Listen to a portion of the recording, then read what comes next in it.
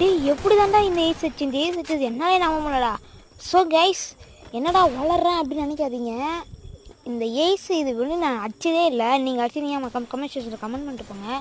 ஃபுல்லாக வீடியோ பார்த்துட்டு கமெண்ட் செக்ஷனில் நீங்கள் இது போல் அடிச்சிருக்கேன் ப்ரோ அப்படின்னு மட்டும் கமெண்ட் செக்ஷனில் சொல்லிட்டு போங்க. இந்த ஏஸ் உங்களுக்கு பிடிச்சின்னா ஒரு கமெண்ட் செக்ஷனில் ஒரு ஃபயர் பட்டு திட்டி விட்ருங்க.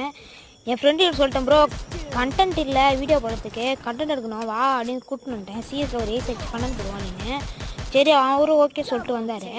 ஒருத்தன் வரும் 2 பேரும் டேமேஜ் நல்ல டேமேஜ் கொடுத்தேன். ஒருத்தன் 7 விட்டு போயிட்டான், ஒருத்தன் கவர் எடுத்துட்டேன். மறுபடியும் ஒருத்தன் வரும், அவனுக்கு பேராஃபில் அடிச்சு டவுன் பண்ணிட்டேன்.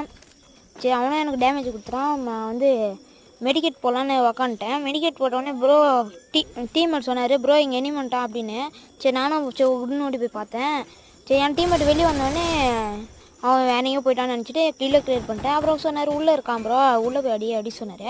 சரி நானும் உள்ளே வந்தேன். எங்கள் சரியான டேமேஜ் ஆகி வெளியே போயிட்டான். சரி அவன் கன்ஃபியூஷன் பண்ணி அடி தான் நான் அடிக்கலாம் பார்த்தா ஏதோ டேமேஜில் கவர் எடுத்துட்டான். சரி என் ஃப்ரெண்டுகிட்ட சொல்லிட்டேன் ப்ரோ அடிக்காது நல்லா டேமேஜ் அப்படின்னு. என்னன்னா தான் அவனுக்கு சரியான டேமேஜ் MP4 கொடுத்துட்டேன். இங்கே பாருங்கள் எப்படி தான் தெரில வரட்டா.